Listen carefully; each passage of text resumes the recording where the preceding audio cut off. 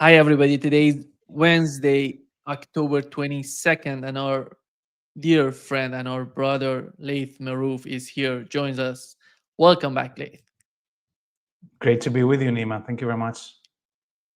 Please subscribe and hit like button and follow Laith. And you can find below his name, you can find freepalestine.video, and you can follow him on X, on YouTube. But if they want to support you, how they can support you?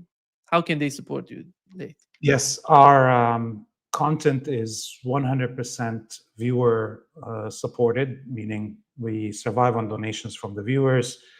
We are demonetized on all platforms, on YouTube, X, and so on. So we can't get any money from the advertisement or the views.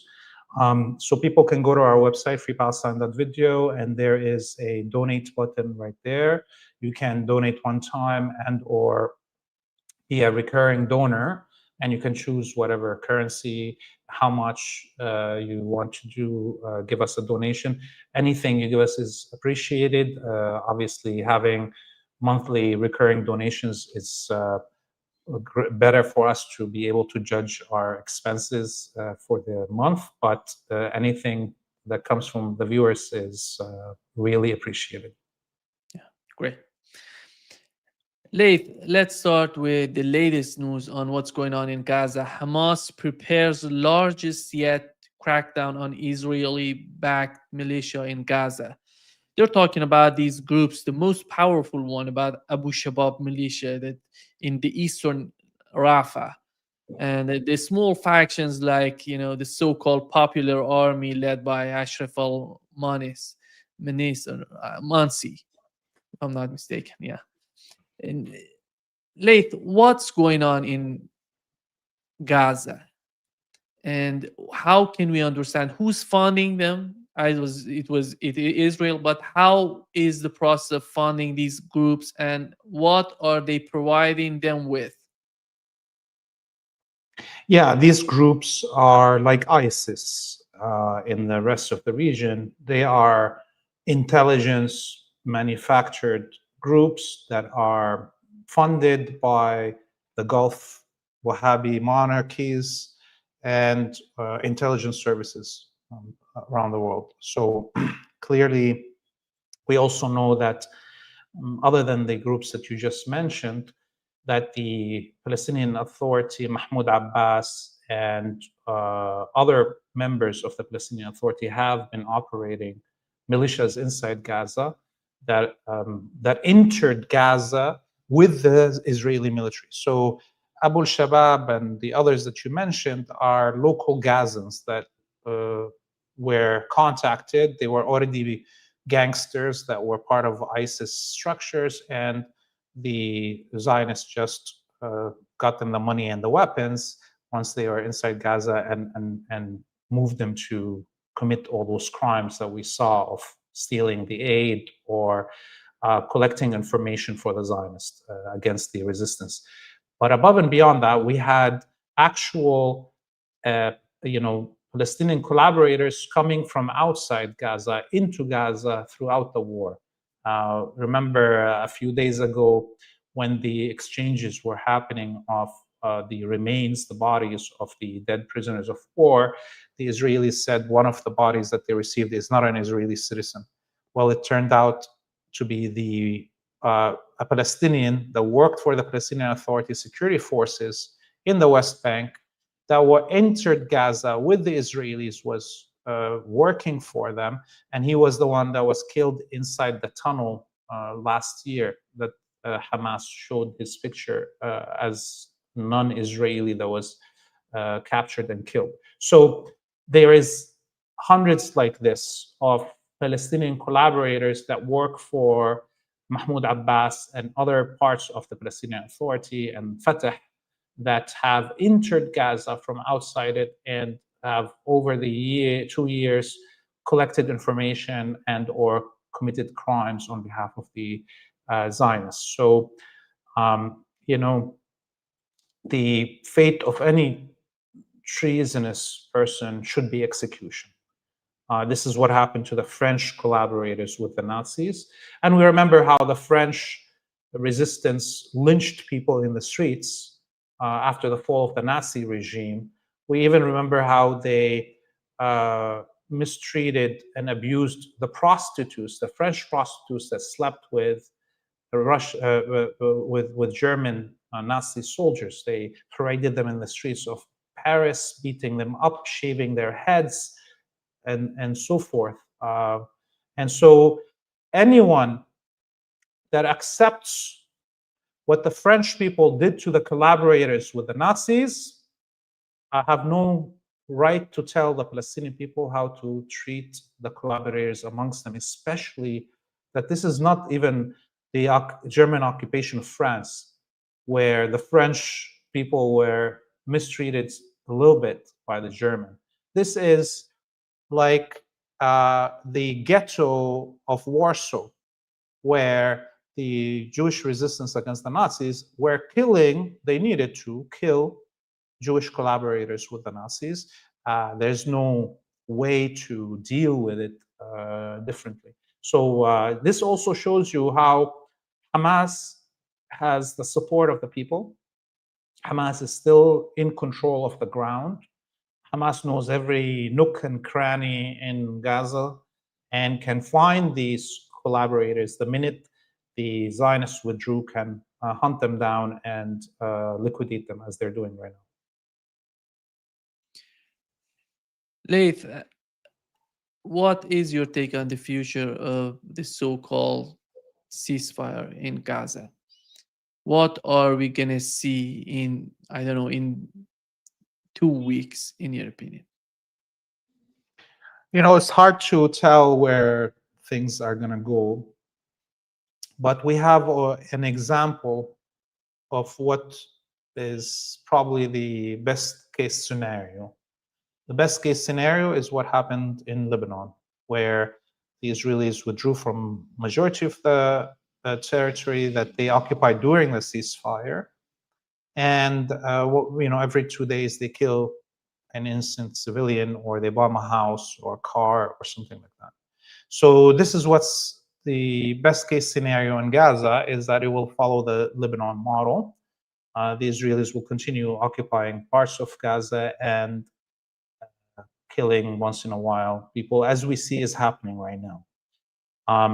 And at the same time, the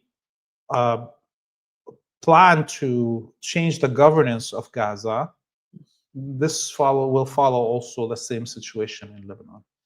The United States and Israel wanted the collaborators in Lebanon to confront Hezbollah, to take away their weapons, to create a civil war and or use the military against them. And none of that worked out. Why? Because the people are with Hezbollah. And this is the same thing in Gaza with Hamas.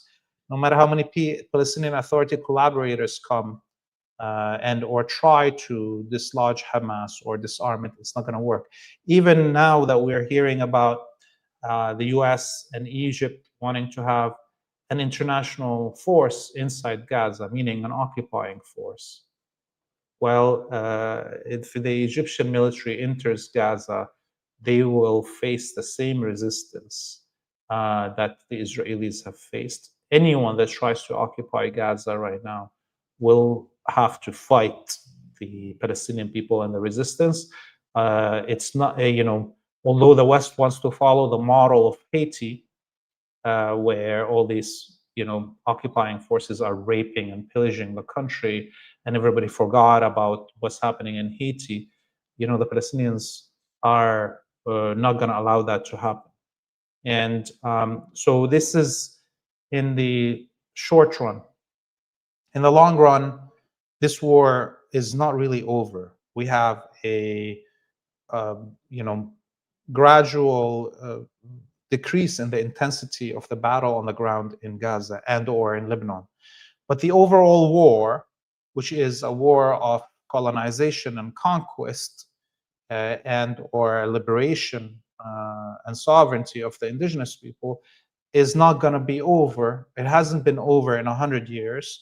It will not be over until one of the two parties is completely defeated. Either the Palestinian people are eradicated and the Arab people, give up and become slaves, and Muslim people denounce their religion and say Judaism is right, and or the other way around is the Palestinians succeed in liberating their land, and the Arabic and Muslim peoples are sovereigns and have freedom to practice their religion. So there's no end to this war until the core issue is solved. And that's what Trump told us. That's what Thomas Barak told us. There will be no peace ever, ever, even with if an Abraham Accord is signed or not, even if the Palestinians surrender or not, or Hezbollah surrenders or not, this war will never be over. There will be never peace. There will be only a submitting party and a dominating party. And us as Palestinians, Arabs and Muslims will never accept to be dominated by foreigners. Looking at the Middle East today, in the aftermath of this, this new, ceasefire in Gaza, do you think that we know that there was a fight between Israel and, it's going on as we talk, between Israel and Lebanon, Yemen, and whenever they feel they can bomb the southern part of Syria, and many people believe that they would attack Iran.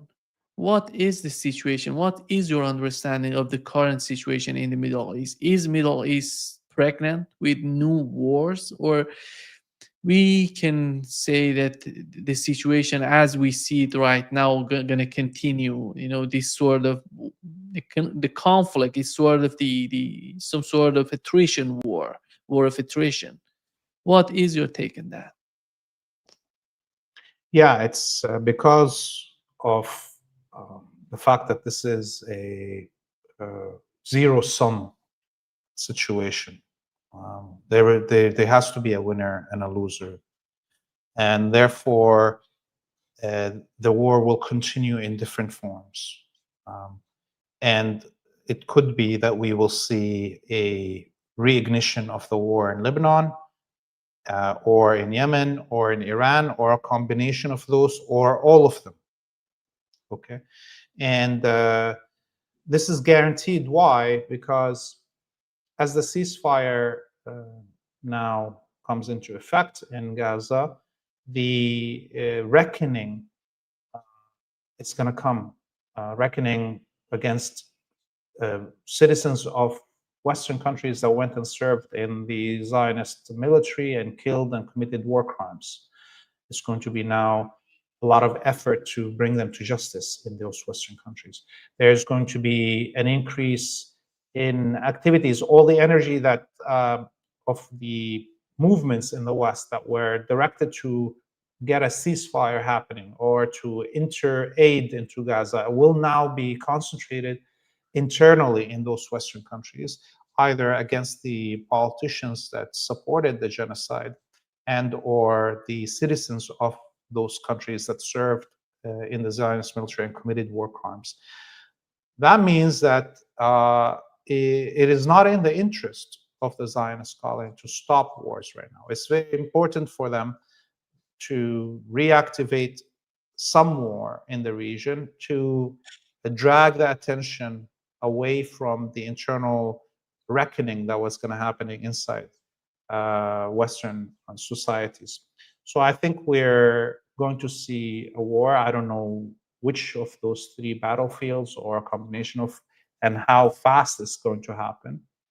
But we saw over the last 48 hours, the Israeli military conducting exercises in the Golan Heights, mainly clearly, hinting to possible war on Lebanon, that there will be an invasion. Yesterday, I was in the corner area between Palestine, Lebanon, and Syria, recording about the new bases inside the Golan Heights, and new occupation points that are very close to the most important highways in Syria and Lebanon, where the Israelis can attack from and have huge effects on the country, both Syria and Lebanon. On the other hand, we also shouldn't, totally forget what's happening in Syria. Syria right now is on the precipice of armed struggle. The populations in the south of Syria, the Daraa province that's just beside the Golan Heights, where supposedly the first demonstrations against the Assad government came out, the tribes and families of Daraa have just announced that they are arming themselves and that they are in contact with Iran and Hezbollah to mount a resistance against Israeli occupation of South Syria. So we're in the beginnings of possible rebellion inside Syria, and given that the Israelis have overstretched themselves occupying all those new swaths of Syria, it's going to be most probably that the Golan Heights and the front of the Golan Heights will be a crucial component of whatever coming war happens, especially if the Israelis decide to attack Lebanon from the Golan Heights. So it's very logical that the response will not only come from inside Lebanon, but also from Syria, and directed towards the Golan Heights. So that's clear to me. I know there is not a lot of people that are reporting about what's happening in Syria, and this is in a way kind of the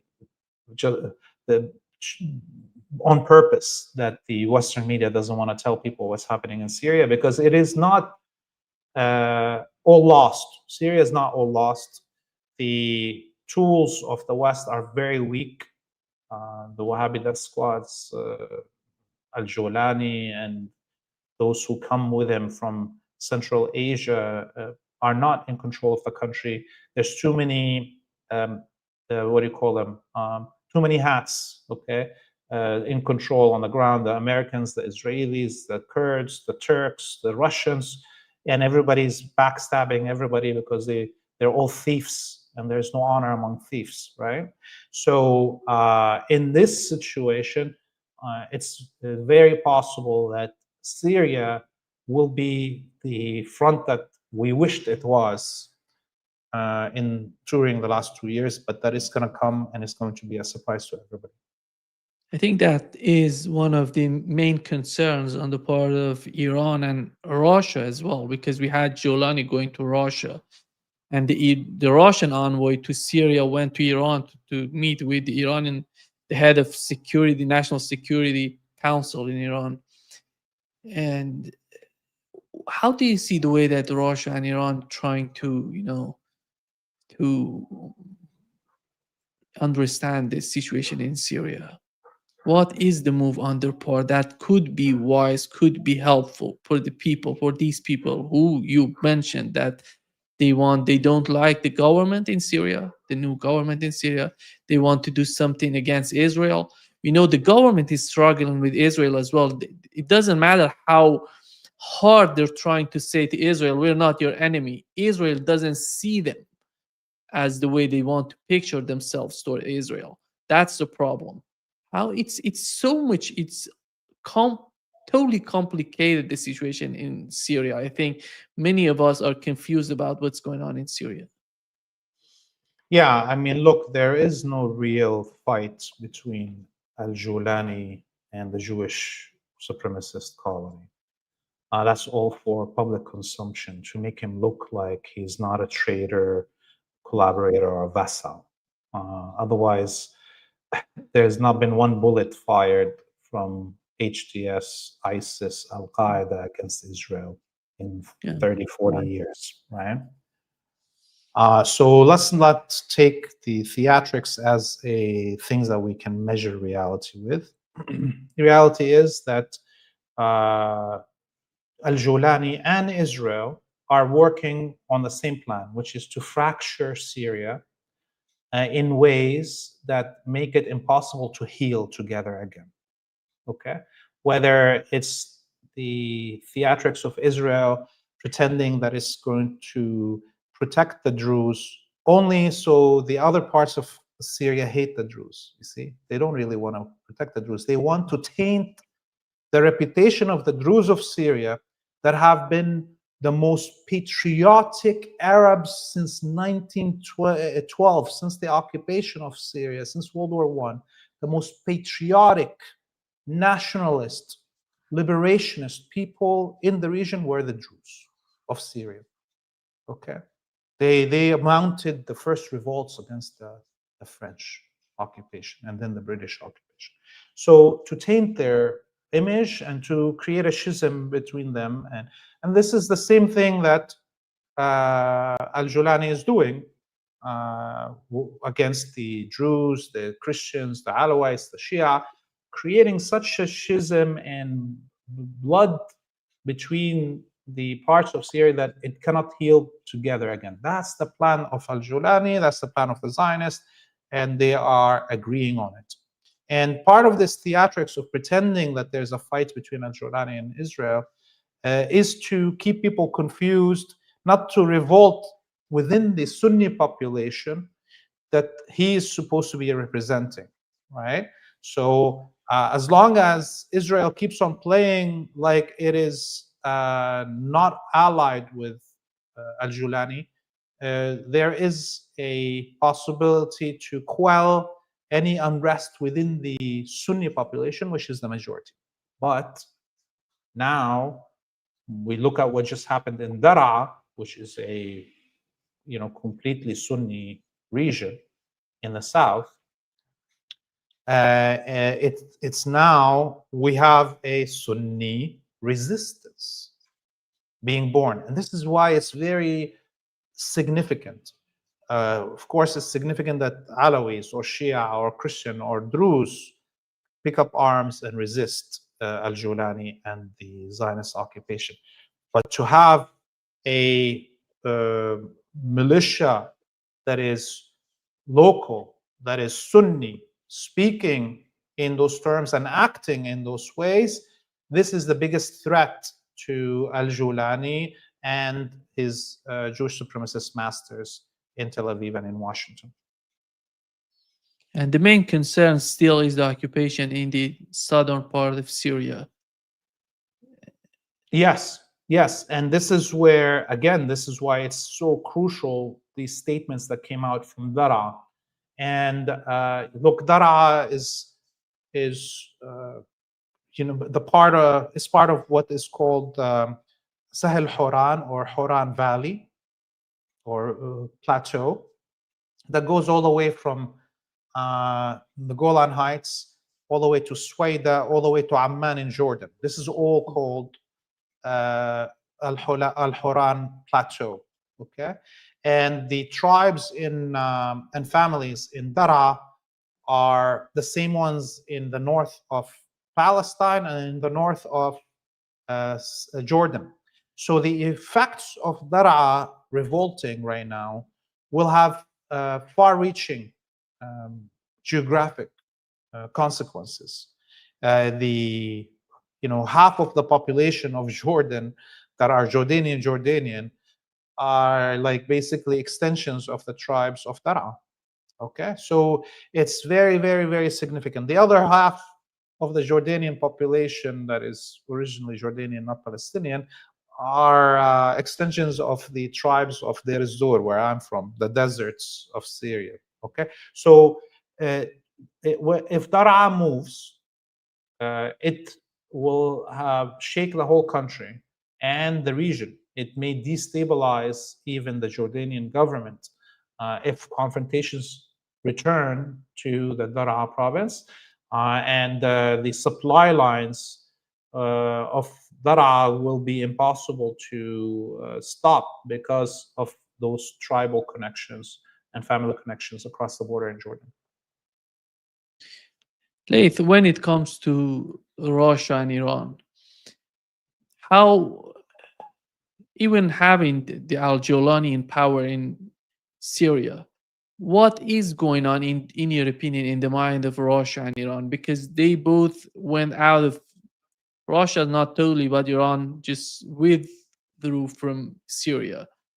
And they're thinking of, because in a long run, Syria is so much important for the whole the act for the acts of resistance. What would be the best manner to deal with what's going on in Syria for these two countries?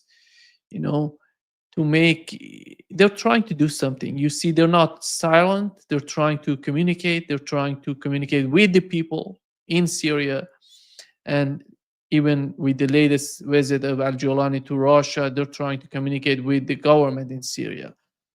What's your understanding of that, and how far can they go in that direction to just get back to where they were before all this insanity happening in Syria? Well, look, Russia has different calculations in Syria than Iran. That's for sure, 100%. And I don't know if the problem right now between Russia and Iran around what happened in Syria could be solved easily. The leading Iranian generals that were in Syria were assassinated at the hands of Russian intelligence and Russian military, bombardment from air, and or opening the path for the Wahhabi death squads to kill them. So that happened in the first hours of the attack on Aleppo, for instance. Russian Air Force did attack the positions where the Iranian generals are and were martyred. So that's something that you cannot just forget. Okay, and having Al-Jolani come to Moscow and having Russia still controlling Syria's gas. By the way, this is the deal right now. The U.S. controls Syria's oil and loots it, and now the Syrian gas is all being looted by Russia. Okay, so and the fact that Russia, kind of prompted the Alawi population in the coast just after the fall of the Syrian Assad government to begin a revolt, gave them a few weapons, and then closed the bases on them and let them get slaughtered. For Iran, for the Shia and Alawi populations in the region, they believe that basically Russia entrapped them into the slaughter that we saw in the coast. Okay, so those are things that are not going to be solved easily, and Russia claims to be trying to protect the Christian population. Look at what happened to the Christians of Syria, the oldest churches in the world. Where is Russia's Christianity? Okay, it's the Shia that defended the Christians of Syria for 15 years.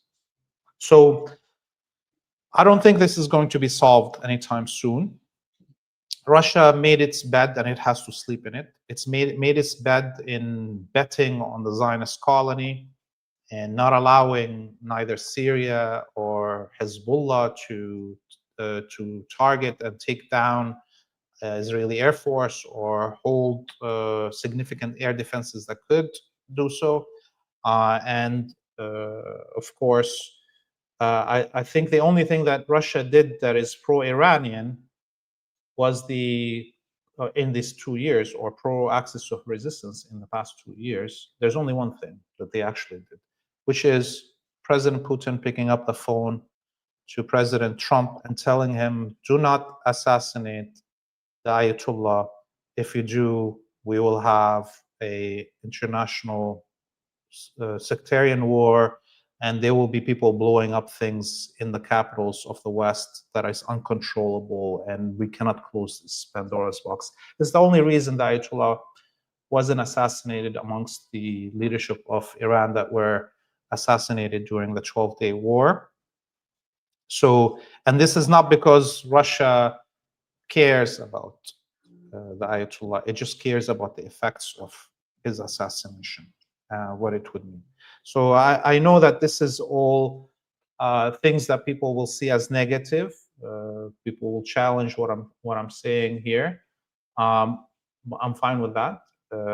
But I see that Russia made huge mistakes, and it decided to bet its future on collaborating with Turkey in the Zionist colony and the Sauds and OPEC, rather than standing with the oppressed of the region and or the axis of resistance. Laith, I think the priorities of Russia, China in the Middle East is something different from the priorities of Iran and other countries in the region, because Russia is mostly concerned about the radicals, these Wahhabi Salafis going to Russia. These, it's coming from Syria going to the Central Asia. This is the main concern on part of Russians, and we see the same in China as well. They're concerned about these sort of movements in the region. But when it comes to the situation in Gaza, and what would be the next move on the part of the axis of resistance, how do you see Lebanon? Because we know Lebanon is was attacked by Israel and is being attacked by Israel. And how do you see the situation with Hezbollah and with Yemen, and the cooperation and maybe cooperation between the two when it comes to the future of the ceasefire in Gaza? Are they planning something? Are they really thinking what would happen in the next, I don't know, in the next 10 days, in the next month, in the next 6 months? Because they have to prepare for anything happening in Gaza. What is the grand strategy on the part of the resistance? Yeah, I mean, here in Lebanon, clearly Hezbollah has rearmed. It has redrawn different plans than what it was before. The plan is going to play, and the attacks are going to play out differently if this war starts. And the leadership of Hezbollah is underground, and we don't have any names or pictures of the military leadership of Hezbollah anymore. So it's back to underground kind of militia formations that nobody has phones, nobody has walkie-talkies or pagers. There's a different even communication infrastructure, most probably all landlines and so on. And there's a kind of protocols for the communication that is happening that is different than it was before.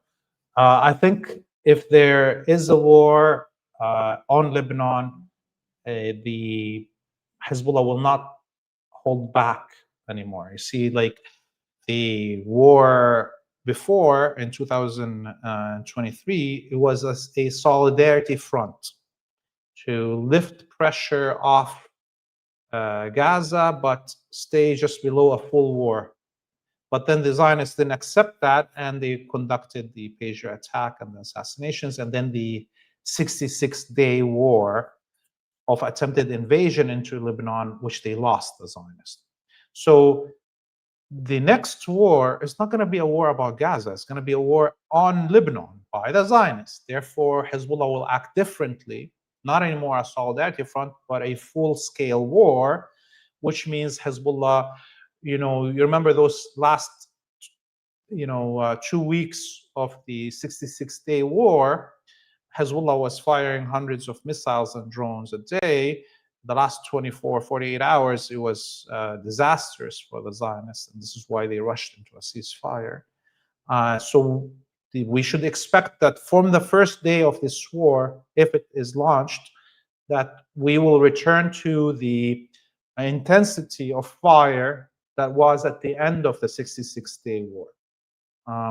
So that's one thing that we should expect about this. In Iran, they're getting ready. They've learned a lot of lessons. There's possibilities of other fronts opening on Iran, as we see with Pakistan and such, that are now being paid by the Gulf countries to prepare some war against Iran. Who knows if the Pakistani military junta will actually do something that is against Iran. They haven't done that in decades, even though the Saudis have been paying them since the 70s to do something.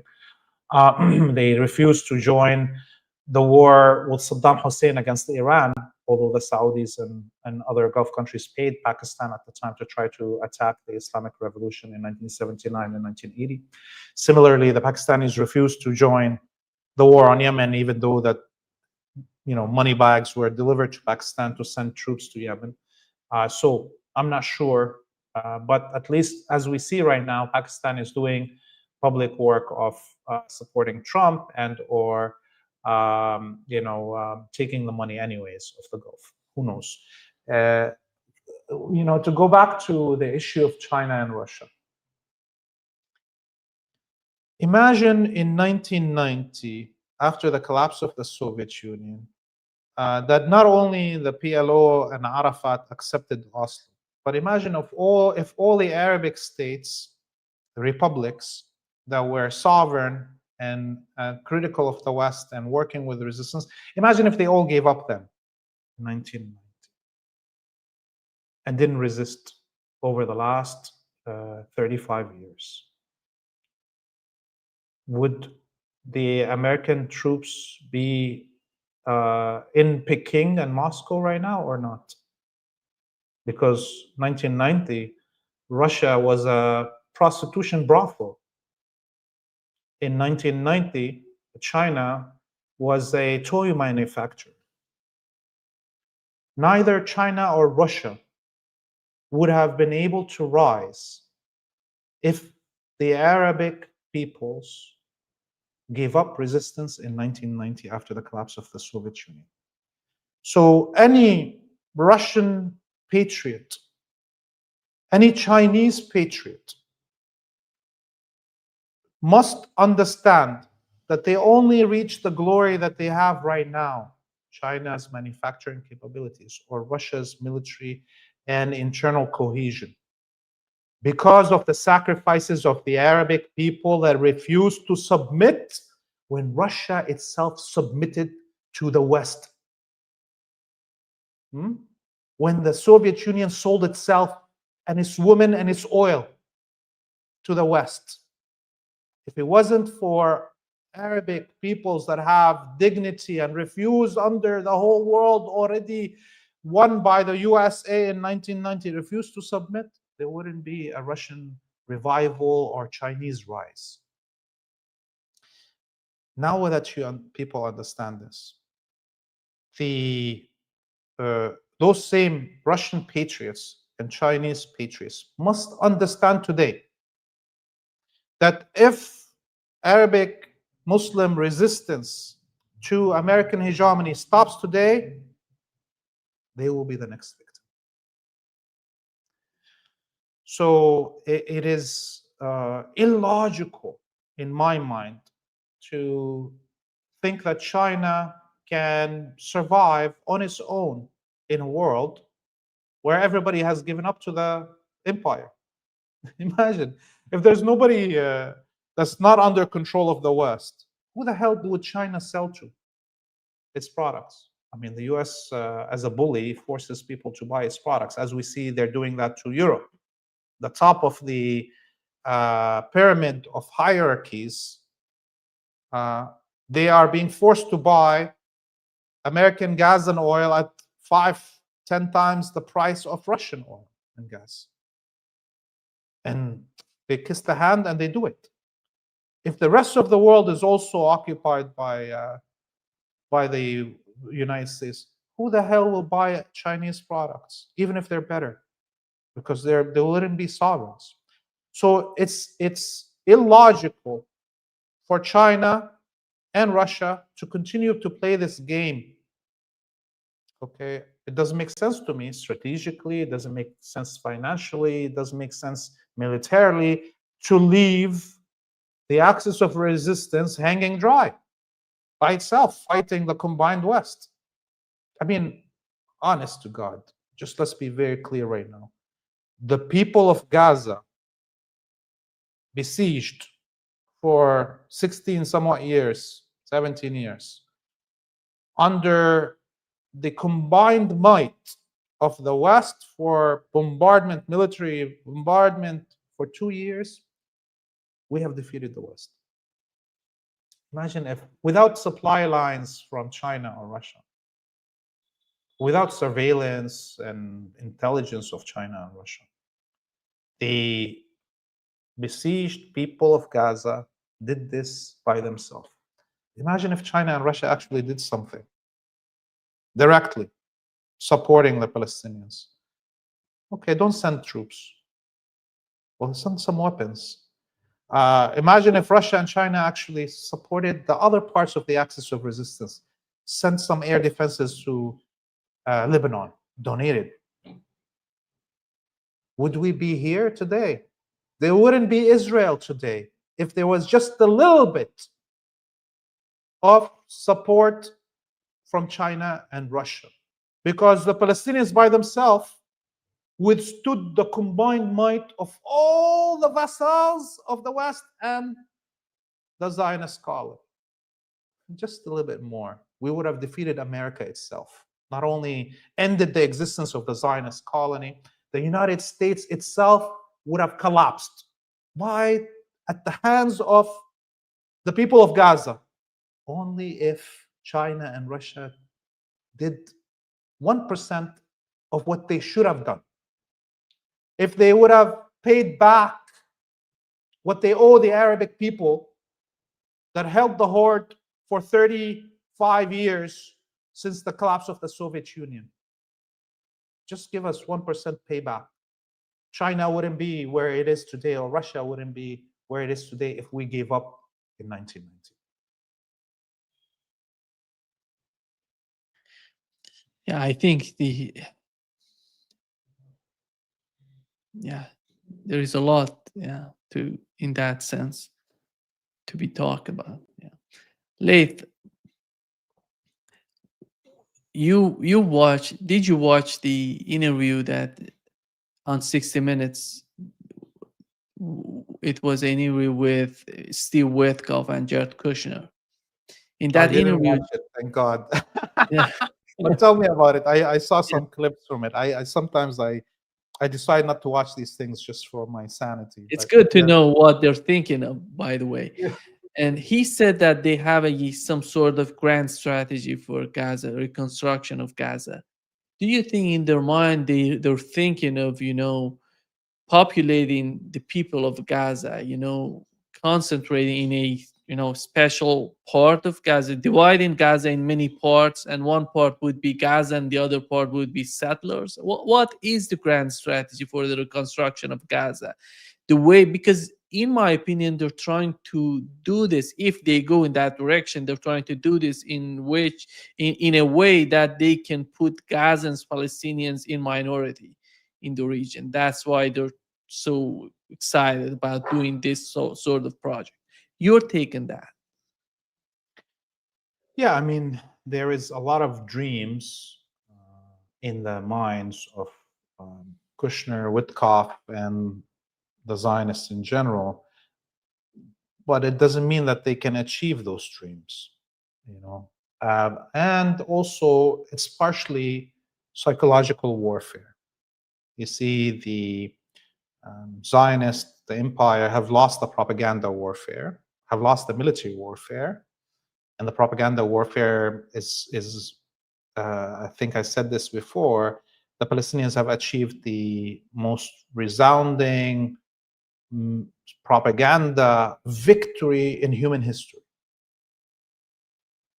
The Palestinians demolished not only 80 years of Zionist propaganda, but also they demolished hundreds of years of Western exceptionalism, democracy, human rights, women's rights, international law. All of that was defeated as a propaganda scheme by the measly Palestinians in Gaza. So what is left is propaganda warfare. sorry, not propaganda, a psychological warfare. And the psychological warfare is what the West keeps on doing right now, is like, oh, Trump is going to expel all the Palestinians. It's not achievable. He can't even defeat Hamas. Trump himself, with all his might of the empire, cannot defeat Hamas. So, but why would they talk about it? Oh, we're going to expel, we're going to have a Riviera on the Mediterranean. It's psychological warfare. It's impossible for them to do it. But they want to make the Palestinians, the axis of resistance, the human beings that are anti-genocide, all of us, feel helpless, feel like, wow, Trump and Israel can do whatever they want to, right? It's the same thing with the rape of prisoners, the videos released. That is purposefully released because it's psychological warfare to tell you, look, I can rape you on TV, and then that same soldier will travel back to New York and you can't do nothing about it. So let's recognize the psychological warfare, and this is part of it. This talk about bringing an international force that is going to occupy Gaza and disarm Hamas. What, you think the Indonesian soldier or the Saudi or Egyptian soldier is going to be better at warfare than the Zionist or American soldiers? The Navy SEALs that got wiped. I think at least 200 Navy SEALs are dead, by the way, in Gaza, at least.